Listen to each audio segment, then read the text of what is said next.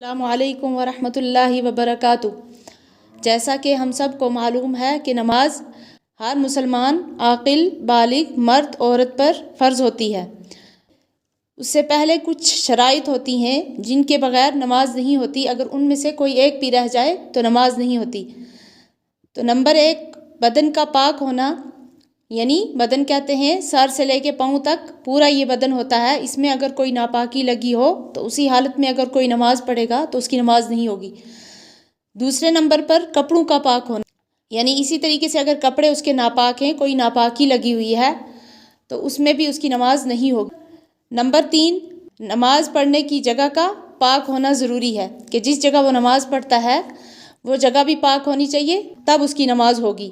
Number 4 اس کا ستر چھپا ہوا ہونا چاہیے، یعنی جو عورت کا ستر ہوتا ہے اس میں چہرے اور ہاتھوں اور پاؤں کے علاوہ پورا بدن ستر ہوتا ہے، یعنی ایک بال بھی اگر نظر آیا تو اس کی نماز نہیں ہوگی۔ اسی طریقے سے اگر پاؤں میں جو ٹخنے اگر اس کے ہیں وہ بھی اگر کھلے ہیں تو اس وقت بھی نماز نہیں ہوگی، کیونکہ ٹخنے جو ہیں عورت کے وہ بھی ستر ہیں، وہ بھی چھپے ہوئے ہونے چاہیے۔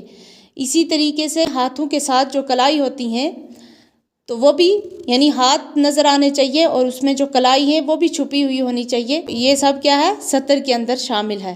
نمبر 5 پر نماز کا وقت ہونا، یعنی اگر نماز کا وقت آنے سے پہلے اگر اس نے نماز پڑھ لی تو اس کی نماز نہیں ہوگی۔ اسی طریقے سے نمبر 6 پر قبلہ کی طرف منہ کرنا، یہ بھی شرائط میں سے ہے، یعنی اگر قبلہ کی طرف سے تھوڑا سا بھی ہٹ کے اگر اس نے نماز پڑھ لی تو اس کی نماز نہیں ہوگی۔ نمبر 7 پر ہے نیت کرنا۔ نماز میں کیا نیت کرتے ہیں؟ یعنی یہ خیال دل میں لانا ہے کہ میں فلاں نماز پڑھ رہا ہوں، کس وقت کی نماز ہے اس وقت کی بھی نیت کرنا ہے کہ یہ فجر کی ہے، عصر کی ہے، ظہر کی ہے، کس ٹائم کی نماز ہے، یہ نیت کرنا ہے۔ اور یہ نیت کرنا ہے نماز کے اندر کتنی رکعت ہیں، اور یہ نیت کرنا ہے یہ نماز کون سی ہے، سنت ہے، فرض ہیں، واجب ہیں، کیا ہے۔ نماز سے پہلے یہ ساری چیز ہونی چاہیے، یعنی یہ نماز کی پوری 7 شرائط ہوتی ہیں، جب تک یہ پوری نہیں ہوں گی تو اس وقت تک نماز نہیں ہوگی۔ اب اس کے بعد انشاءاللہ میں نماز کے فرائض کے بارے میں بتاؤں گی، جب تک کے لیے اجازت دیجیے۔ اللہ حافظ۔